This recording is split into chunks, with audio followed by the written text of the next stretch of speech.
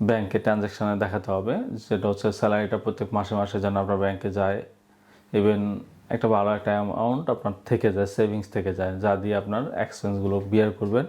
আবার আরেকটা জিনিস খেয়াল রাখবেন যে মনে করেন আপনার সেনজেন ভিসার জন্য আপনি অ্যাপ্লিকেশন করলেন, হয়তো বা আপনার 10 দিনের একটা আইটিনারি দিলেন যে আমি 10 দিনে এই জায়গায় যাব, ওভারঅল 10 দিনের জন্য আপনার প্রায় 3 থেকে 4 লাখ টাকা একটা খরচ দেখালেন, বা ক্ষেত্রে বেশি আরও বেশি হবে। কারণ হচ্ছে অনেকবারে যখন এয়ার ফেয়ারই প্রায় 1 থেকে 1.5 লাখ টাকা এরকম হয়ে যায়। তো ওভারঅল আপনার 3 থেকে 4 লাখ টাকা দেখালেন, আপনার ব্যালেন্স 3 থেকে 4 লাখ টাকা আছে না, এটা অবশ্যই হবে না। কারণ হচ্ছে আপনার সব সেভিংস দিয়ে আপনি শুধু ফ্রান্সে বা যে সেনজেনমুক্ত দেশে ঘুরে চলে আসবেন আর ব্যালেন্স থাকবে না, এটা তো ঠিক না। তাহলে আপনার ফ্যামিলি আছে, তারা কি করবে, তাদের এক্সপেন্সটা কীভাবে বিয়ার করবেন? এটা অবশ্যই আরও বেশি হতে হবে। আর হচ্ছে বেশি, এটাও আরেকটা বিষয় আছে যে আপনি লাস্ট দিনে যখন ব্যাঙ্ক স্টেটমেন্ট নিচ্ছেন ওখানে আপনি টাকাটা ঢুকিয়ে দিলেন না, এটা অবশ্যই হবে না। আপনার ব্যালেন্সের যে স্থিতিটা এটা আছে আপনার, এটা দেখানোটা সবচেয়ে বেস্ট। আর এর বাইরেও যদি আপনার কোনো এফডিআর বা সঞ্চয়পত্র, যদি কোনো এই টাইপের কোনো সেভিংস থাকে, এগুলো খুবই গুরুত্বপূর্ণ। এর দ্বারা প্রমাণ করে যে আপনার ইনকাম এবং এক্সপেন্সের পাশেও আপনার একটা ভালো একটা সেভিংস আছে, যেটা দিয়ে আপনার লিভিং মানে আপনার খরচটা আপনি নির্বাহ করতেছেন এটা দিয়ে। তো তাহলে যদি আপনার এই ধরনের কোনো কিছু থাকে, এগুলো অবশ্যই দেখাতে হবে। আর তাহলে ডকুমেন্টগুলো আমরা ওভারঅল একটা সামারি করি। ডকুমেন্টগুলো হচ্ছে প্রথমত আপনার প্রফেশনাল ডকুমেন্টগুলো যেগুলো পারফেক্টলি আছে আপনি অবশ্যই দিয়ে দিবেন। আর বিজনেসম্যানদের ক্ষেত্রে আপনার যদি কোনো অ্যাসোসিয়েশনের মেম্বার হয়ে থাকেন ওইগুলো অবশ্যই দিবেন। পাশাপাশি আপনি যদি কোনো সংগঠনের সাথে জড়িত থাকেন, যেমন অনেক ক্ষেত্রে অনেকে লায়ন্স ক্লাব থাকে বা এদের আদার্স কোনো ক্লাব থাকে, এগুলো অবশ্যই দিয়ে দিবেন। আর আপনার নির্দিষ্ট কিছু দেশ তো মানে আপনার কিছু দেশ অবশ্যই ভিজিট করা আছে। আপনার ধরেই মনে করেন আপনি হয়তো বা ইন্ডিয়া গেছেন, এরপর আপনি বললেন যে আমি ফ্রান্সে যাব, এটা আদৌ কটুক যুক্তিযুক্ত হবে? একদম অ্যাকুরেট রিজন ছাড়া এক্ষেত্রে খুব একটা মূল্যায়নটা করবে না। তো সাদা পাসপোর্টও হয় বা একদম সিম্পলি কোনো অল্প কিছু ইয়েতেও আপনার দেখে ভিসা হয়, সেটা কীরকম? হয়তো আপনি ফ্রান্সের কোনো একটা প্রতিষ্ঠান থেকে কোনো প্রোডাক্ট আনবেন, ওখান থেকে হয়তো তারা আপনার ভিজিটের জন্য আপনাকে একটা ইনভাইটেশন দিচ্ছে, যেটা একদম জেনুইন।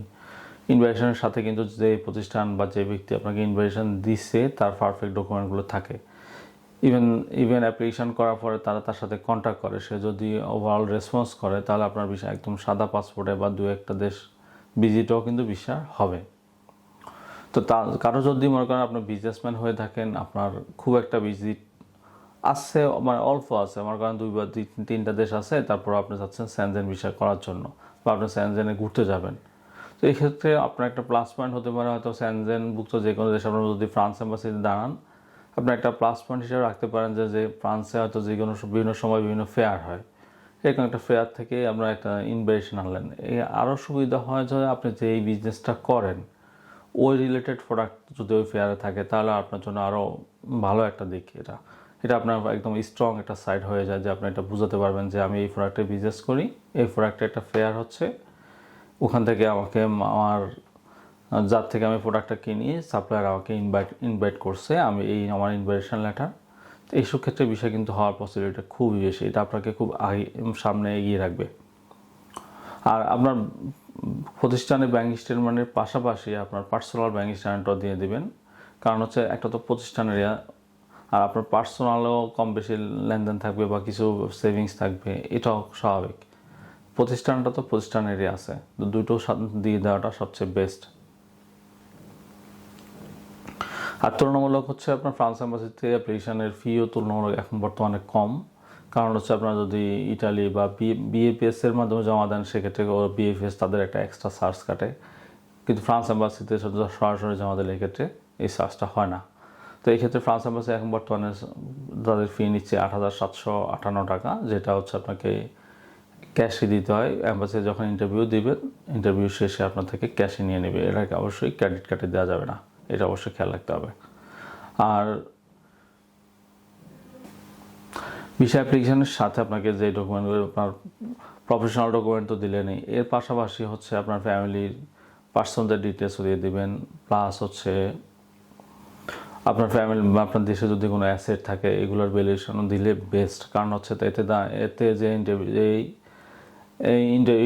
অফিসার আপনার ইন্টারভিউ নেবে, সে আপনার দেশের সাথে আপনার কতটুক রিলেশন আছে বা আপনার দেশে ফেরত আসার পসিবিলিটি কতটুক, এই জিনিসটা সে মূল্যায়ন করবে।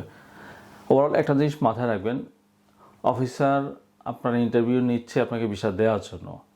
আপনি যদি তাকে বুঝিয়ে দিতে পারেন যে আমি তোমার দেশে ঘুরতে যাব, আর ঘোরার পরে আমি আমার প্রফেশনে চলে আসব, আমার প্রফেশন এই প্রফেশন আছে, আমি এটা নিয়েই বাংলাদেশে আমার প্রফেশন বা আমি এখানে খুব যথেষ্ট ভালো আছি, আমি স্টেবল আছি, তো এই জিনিসটা যদি আপনি তাকে বুঝিয়ে দিতে পারেন আপনার বিষয় অবশ্যই হবে।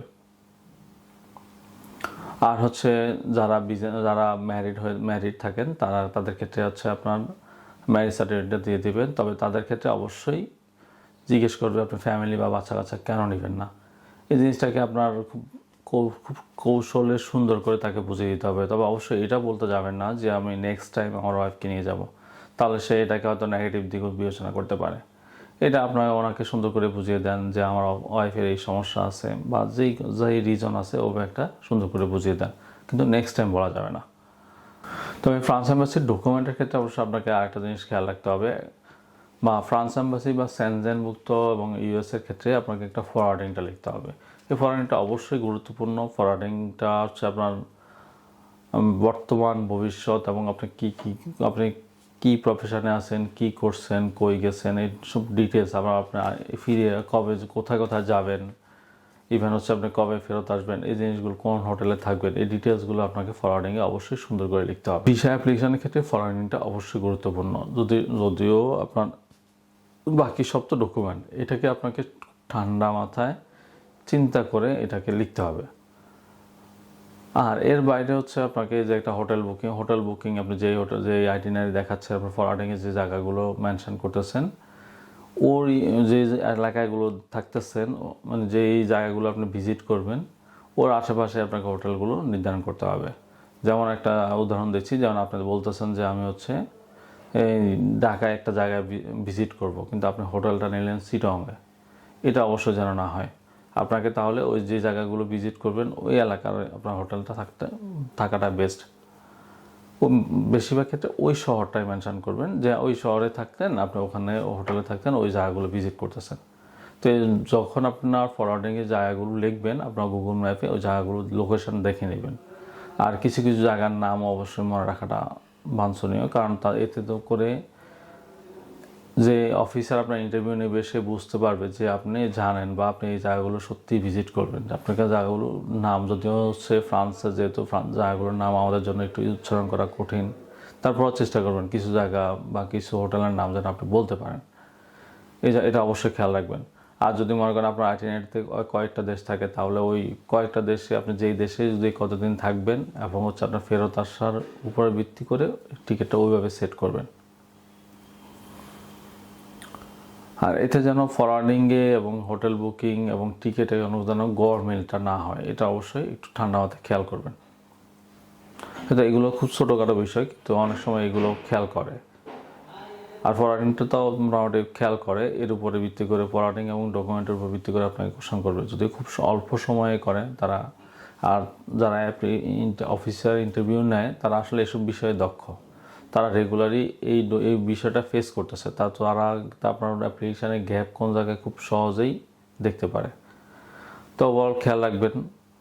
আর আমরা আগে বলেছি যে ব্যাঙ্ক স্টেটমেন্টে কখনোই আপনার যে লাস্ট ট্রানজ্যাকশানগুলো, যে মনে করেন আপনার ব্যালেন্স ঢুকিয়ে একটা স্টেটমেন্ট নিয়ে নিয়েছেন, এটা কখনোই করা যাবে না। যদিও আপনার মনে করেন 2-1 দিন আগে ব্যালেন্স ঢুকতেছে, তো আবার কিছু তোলেন, আরও কিছু জমা দেন, যেন আপনার যে টাকাটা ঢুকাইছেন এটা যেন একটু উপরে চলে যায়, এটা অবশ্যই খেয়াল রাখবেন। এম্বাসি সাধারণত একটা ভিসা অ্যাপ্লিকেশন প্রসেস করতে এখন 7 থেকে 10 দিন বা ক্ষেত্রে বেশি আরও 2-1 দিন বেশি এইভাবে সময় নেয়। তো ভিসা রেশিও মোটামুটি নন ব্যাড। আর হচ্ছে বর্তমানে ফ্রান্স এম্বাসিতে যেহেতু ইউএসের একটা বিশাল হাইক চলতেছে, বেশিরভাগ অ্যাপ্লিকেন্ট বা যারা ট্রাই করার বেশিরভাগই ইউএস এম্বাসিতে ট্রাই করে। তো ফ্রান্স এম্বাসিতেও অ্যাপ্লিকেশনের সংখ্যা তুলনামূলক কমই বর্তমানে। আর যাদের ইন্টারভিউতে কোনো ভয় নাই বা ভয় কাজ করে না, তারা ফ্রান্স এম্বাসিতে খুব সহজে ট্রাই করতে পারেন। আর এই বিষয়ে যদি আরও বিস্তারিত কোনো কিছু জানার থাকে আমাদের ভিডিওর কমেন্ট সেকশনে কমেন্টস করতে পারেন, অথবা আমাদের সাথে কনসার্ন করতে পারেন। তো এই বিষয়ে দেখা হবে অন্য কোনো ভিডিওতে, অন্য কোনো টপিকস নিয়ে। সবাইকে অসংখ্য ধন্যবাদ। আল্লাহ হাফেজ।